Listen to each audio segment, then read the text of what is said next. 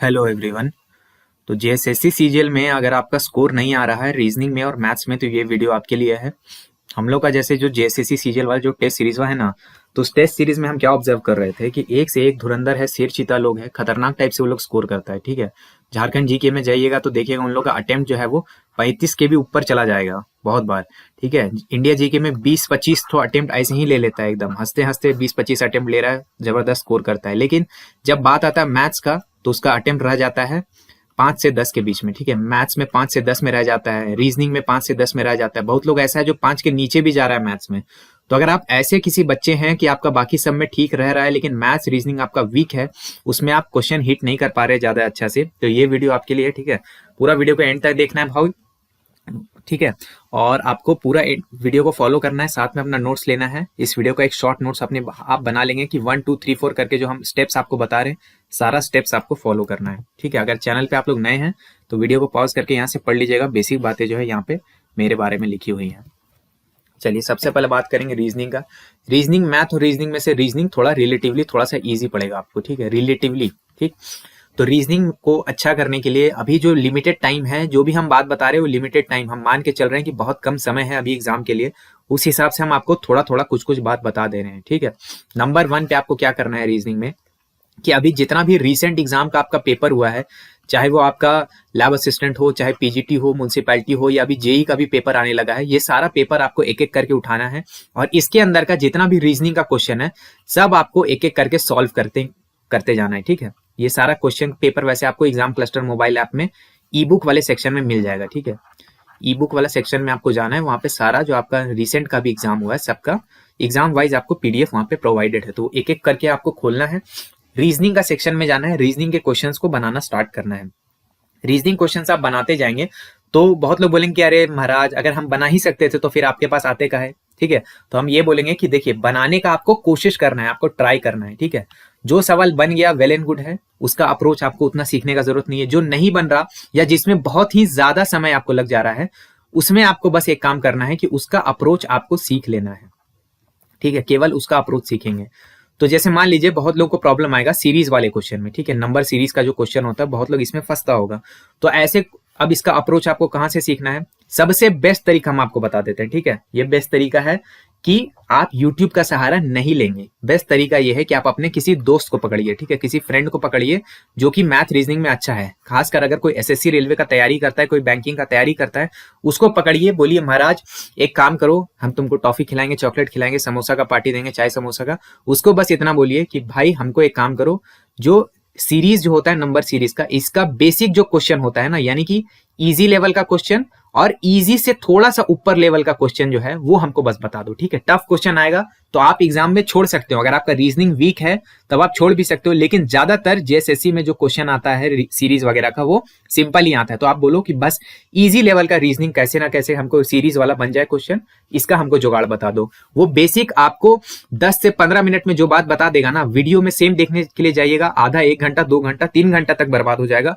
कुछ समझ में नहीं आएगा, लेवल भी बहुत ऊपर लेके चला जाता है लोग। ठीक है, तो बहुत ऊपर लेवल तक नहीं जाना, अपने दोस्त को पकड़िए, उसको बोलिए कि भाई हमको ये टॉपिक सिखा दो। और भी आपको दिक्कत हो सकता है कि आपको डायरेक्शन वाले में दिक्कत हो सकता है आपको ब्लड रिलेशन में दिक्कत हो रहा हो, तो ब्लड रिलेशन अगर यूट्यूब से अगर आप पढ़ने चले गए ना तो बहुत लंबा लंबा लेक्चर आपको मिलेगा। ठीक है, 3 घंटा 5 घंटा वाला मिल जाएगा।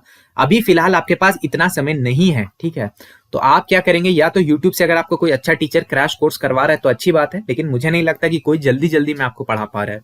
तो करना क्या, आपको सीधा दोस्त को पढ़िए, बोले हे भगवान आप ही हैं हमारे सहारा, अब तो जो करना है आपको करना है, तो थोड़ा सा हमारा मदद कीजिए और हमको ये वाला टॉपिक। तो आपके पास 4-5 टॉपिक का लिस्ट निकलेगा जो कि आपको नहीं आता होगा, उसको या तो टाइम लग रहा होगा या नहीं बन रहा होगा। वैसा चीज अपने दोस्त से पढ़िए, जो भी एसएससी रेलवे का तैयारी आपके आसपास में कोई ना कोई करता ही होगा, उससे पढ़ लीजिए और रीजनिंग का क्वेश्चन को प्रैक्टिस कीजिए ज्यादा से ज्यादा। ठीक है, प्रैक्टिस कीजिए। देखिए एग्जाम में एक चीज हमेशा ध्यान रखिएगा, टाइम का दिक्कत नहीं होगा जेएसएससी सीजीएल में। ठीक है, टाइम मैनेजमेंट टेक्निक के ऊपर भी हम वीडियो बनाएंगे कि पेपर को कैसे अटेम्प्ट करना है, सही तरीका क्या है, लेकिन टाइम का दिक्कत नहीं होगा। अगर मान लीजिए आपका दोस्त है जिसको 30 सेकंड लगता है एक क्वेश्चन बनाने में रीजनिंग का, ठीक है, बात को समझा कीजिए, लेकिन अगर आप सेम क्वेश्चन को 3 मिनट भी लगा के बना दिए ना, फिर भी आपके लिए जीत है। अगर मान लीजिए लास्ट में आपके पास समय बच रहा है, कोई क्वेश्चन आपसे हिट नहीं हो रहा है, बाकी सब आप हर जगह अपना किस्मत आजमा के देख लिए हैं, रीजनिंग में 2-3 सवाल बचा हुआ है, उसको अगर टाइम लेके भी बना दिए ना तो ज्यादा अच्छा होता है एज कम्पेयर टू कि आप पूरा छोड़ ही देंगे। तो रिसेंट का पेपर को उठा के पहले पूरा एनालाइज करके प्रैक्टिस कीजिए,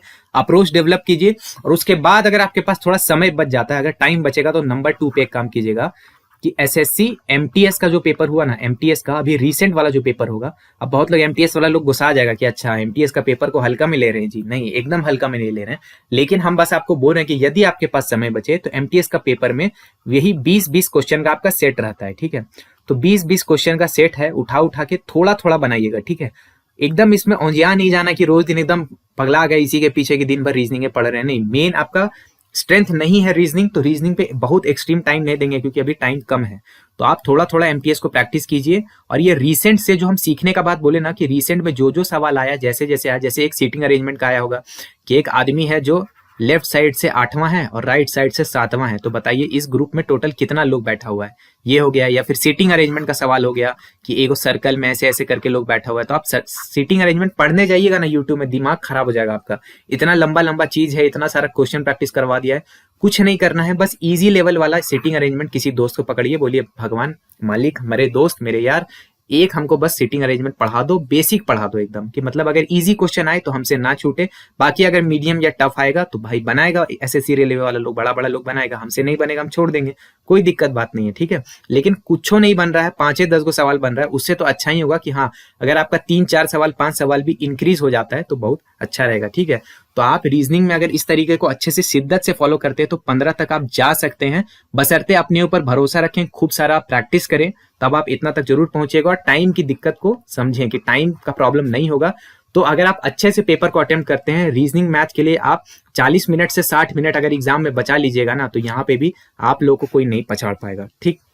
तो ये हालांकि बहुत कठिन काम होगा, बहुत बहुत मुश्किल होगा इतना समय सिर्फ ये 2 सेक्शन के लिए बचाने के लिए, लेकिन बचाया जा सकता है। आगे हम बात करते हैं मैथ्स का। मैथ्स रीजनिंग से भी ज्यादा समस्या है, क्योंकि रीजनिंग में तो चलिए फिर भी थोड़ा बहुत दिमाग का खेला है, जिसका दिमाग तेज है वो फिर भी टाइम भी लेगा लेकिन बना देगा। मैथ्स में क्या है ना कि कॉन्सेप्ट का खेला होता है। तो जेएसएससी में एक तो मैथ्स का लेवल आप समझिए, 10 क्वेश्चन आपका ऐसा होगा ना जो डायरेक्ट होगा, डायरेक्ट मतलब डायरेक्ट फॉर्मूला पे लग जाएगा, ठीक है, या डायरेक्ट कोई थ्योरम लग जाएगा, ठीक है। जैसे कि इस तरह का भी सवाल आया है कि लेंथ ब्रेड्थ और हाइट दे दिया और आपसे पूछेगा कि इसका वॉल्यूम बता दो क्यूबॉइड का।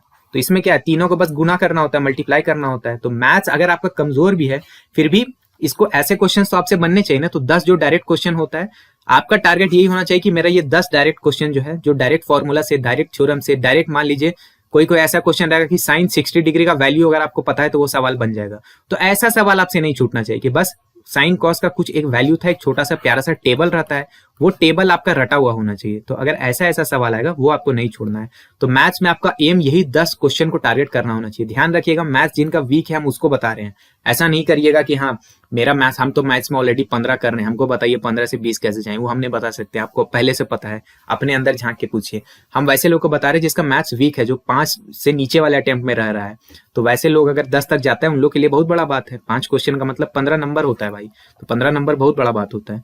तो सबसे पहले आप मैथ्स को ठीक करने के लिए क्या करेंगे, नंबर 1 पे आपको ये करना है कि आप फॉर्मूला शीट उठाएंगे कहीं से, ठीक है। मैथ्स का फॉर्मूला वाला जो शीटवा होता है ना, कोचिंग वोचिंग के बाहर ऐसे भी फ्री में बांटते रहता है, चल जाइएगा ना कोई ऑफलाइन कोचिंग में, बोलिएगा सर फॉर्मूला शीट दीजिएगा तो दे देगा। नहीं तो अगर उससे नहीं मिल पाता तो अपने किसी दोस्त यार को बोलिए कि अरे तुम्हारे पास फॉर्मूला शीट है क्या मैथ्स का, हमको दे दो, हम फोटो कॉपी निकलवा लेंगे। तो दोस्त से, किसी से, या फिर नेट पे भी आपको बहुत जगह मिल जाएगा, बहुत ही जगह। आप सर्च मारिएगा ना maths formula sheet for SSC, ऐसे करके आप सर्च मार लीजिएगा। एसएससी का कोई भी अच्छा सा फॉर्मूला शीट उठाइए और सारे जो इजी फॉर्मूला लगा ना, इजी फॉर्मूला, ठीक है, इजी फॉर्मूला, या फिर जो सिंपल फॉर्मूला है, ये नहीं आपकी बहुत सारा कठिन कठिन घुमावोल टाइप का भी फॉर्मूला रहता है एसएससी में। ट्रिक उरिक के पीछे तो एकदम मत भागिएगा, यहाँ पे ट्रिक उरिक से कोई मतलब नहीं है, एकदम सिंपल टाइप का सवाल आता है तो ट्रिक के पीछे नहीं भागना है, आपको फॉर्मूला सारा रट जाना है। नंबर 1 पे ये काम करना है कि फॉर्मूला आपका रटा होना चाहिए। अगर कोई ऐसा सवाल गलती से आया जिसमें डायरेक्ट फॉर्मूला बैठा के या डायरेक्ट वैल्यू पुटिंग से आंसर आता है, वैसे क्वेश्चन आपको नहीं छोड़ना। तो फॉर्मूला आपको सारा याद होना चाहिए, ठीक है। इसमें याद रखिएगा क्वाड्रेटिक इक्वेशन और कोऑर्डिनेट ज्योमेट्री, ये सबसे भी सवाल आता है, गिरता है। तो आप ये सारे टॉपिक्स को भी देख करके जाएंगे। बहुत से लोग इसको छोड़ते हैं तो इसको नहीं छोड़ेंगे आप, ठीक। दूसरे नंबर पे आप सेम काम करेंगे कि अभी रिसेंट एग्जाम का जितना पेपर हुआ है, जो हमारे एग्जाम क्लस्टर मोबाइल ऐप के ई बुक सेक्शन में अवेलेबल है, वहां से जाना है। वो क्वेश्चंस में आपको मैथ्स वाले खोज खोज के आपको बनाते जाना है। और बनाते समय क्या कीजिएगा ना, बहुत लोग बनाते समय घबरा जाता है, आप फॉर्मूला शीट बगल में रखिएगा अपने, और जब भी आपको सवाल आए, मान लीजिए कि आपसे पूछ रहा है कि सरफेस एरिया क्यूब का सरफेस एरिया वाला सवाल है। अब बोलिएगा कि अरे क्यूब का सरफेस एरिया हमको याद ही नहीं आ रहा है, अब एग्जाम में हमसे ऐसा सवाल नहीं बनेगा। नहीं, वहां पे फॉर्मूला शीट से देख के आप बना दीजिए क्यूब का सरफेस एरिया वाला, और उसके बाद क्यूब का सरफेस एरिया पे स्टार मार के उसको अच्छा से याद कर लीजिए। ठीक है, तो इसके लिए घबराना नहीं है। रिसेंट एग्जाम का जितना क्वेश्चन आया आराम आराम से बैठ के सबको बनाइए, जो थोड़ा बहुत बनने लायक लगता है उसको बनाइए। जो जिसमें आप फंस रहे हैं, अगेन यहाँ पर अपने दोस्त का सहारा लीजिए। एसएससी, रेलवे या बैंकिंग वाला जो दोस्त है उसको बोलिए कि भाई हमको बस इतना बता दो ना तुम कि ये वाला जो क्वेश्चन है जो हमसे नहीं बना, ये इजी क्वेश्चन है, मीडियम क्वेश्चन है या हार्ड क्वेश्चन है। अगर वो बोल दिया ना कि ये हार्ड क्वेश्चन है, एकदम भूल जाइए उसको, खत्म कीजिए। कोई जरूरत नहीं है ऐसा क्वेश्चन आपको बनाने का। ठीक है, एग्जाम में ऐसा क्वेश्चन छोड़ के जाएंगे अगर आपका मैथ्स वीक है। लेकिन यदि आपको बोला ना कि मेरा इजी है, तब तो फिर शर्म की बात है। अगर मीडियम भी बोला तो दोनों केस में आप क्या बोलेंगे कि भाई थोड़ा सा हमको ये क्वेश्चन समझा देगा। ये क्वेश्चन अगर एग्जाम में ऐसा दूसरा क्वेश्चन इसी टाइप का आ गया सेम कॉन्सेप्ट पे, तो ये कैसे बनाया जाता है। और उसको बोलिएगा ना कि भाई हमको ट्रिक से मत बताओ या हमको कोई शॉर्टकट से मत बताओ, हमको मेन बेसिक तरीका बताओ कि जो मेरा जो छोटा दिमाग है, जो मैथ्स अभी नहीं समझ पाता है। ठीक है, मैथ्स के लिए अभी मेरा दिमाग डेवलप नहीं हुआ है, किसी दिन हो जाएगा, लेकिन आज नहीं डेवलप किया है। तो हमको बस एक छोटा सिंपल तरीका बता दो कि यदि ऐसा एग्जाम में क्वेश्चन आता है, भले वो क्वेश्चन बनाने में हमको समय ज्यादा लग जाए, 2 मिनट 3 मिनट 5 मिनट भी लग जाए, लेकिन ऐसा सवाल हमसे निपट जाए, इसका हमको कुछ तरीका बता दो। ठीक, अगर वो बता देता है तो बहुत अच्छी बात है। उस तरीके को आप समझने की कोशिश कीजिए। और मैथ्स में भी ज्यादा से ज्यादा प्रैक्टिस करने का खेल होता है, तो प्रैक्टिस आपको करना है। तीसरे नंबर पे सेम काम यहाँ भी कीजिए। एसएससी एमटीएस का रिसेंट वाला जो पेपर्स आया है उसमें मैथ्स को उठाइए और मैथ्स को आराम आराम से सॉल्व कीजिए।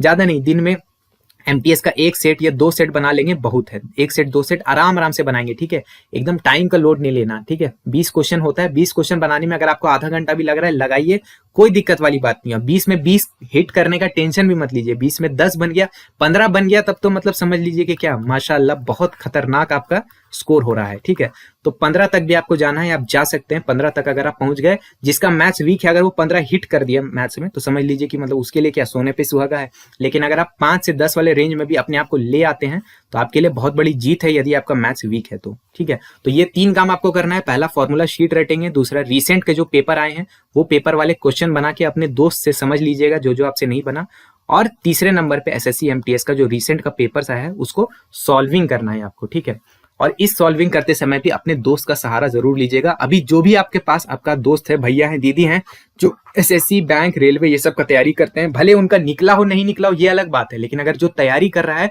उसका लेवल अभी बहुत ऊपर रहता है जेएसएससी वाले मैथ्स से। ठीक है, जेएसएससी मैथ रीजनिंग कुछ नहीं है, जो तैयारी वाले फेज में है। ठीक है, दूसरे एग्जाम का जाइए, पूछना होगा तो पूछिएगा। तो इसीलिए जिनका भी थोड़ा सा भी ठीक है, उनसे जाके आप मदद लीजिए, वो आपका बहुत अच्छा हेल्प कर देंगे। कहीं कहीं पे आप यूट्यूब का भी मदद ले सकते हैं, हम 1-2 आपको बता देते हैं। रुकिए, पहले स्क्रीन हमको साफ कर लेने दीजिए।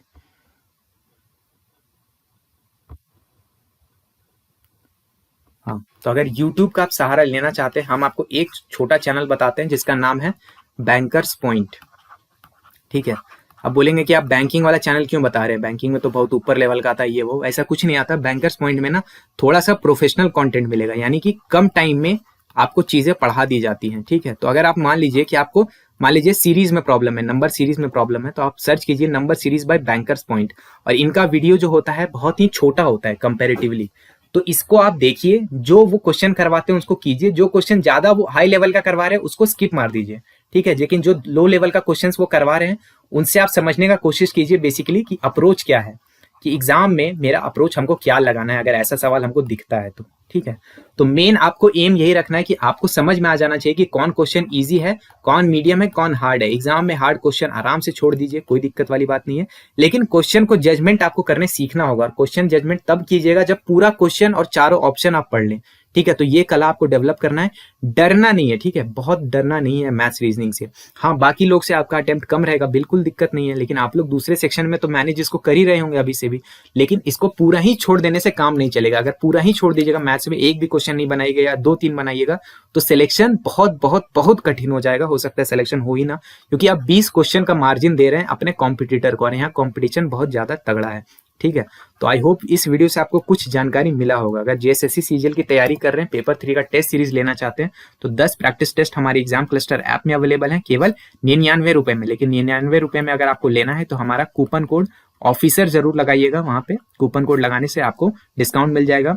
एग्जाम क्लस्टर मोबाइल ऐप में आपको ये टेस्ट सीरीज मिलेगा, जिसका लिंक नीचे पहले कमेंट में या पिन कमेंट में है। इंग्लिश का टेस्ट अलग होगा, हिंदी का अलग होगा, दोनों के 10-10 टेस्ट आपको मिल जाएंगे, ठीक है।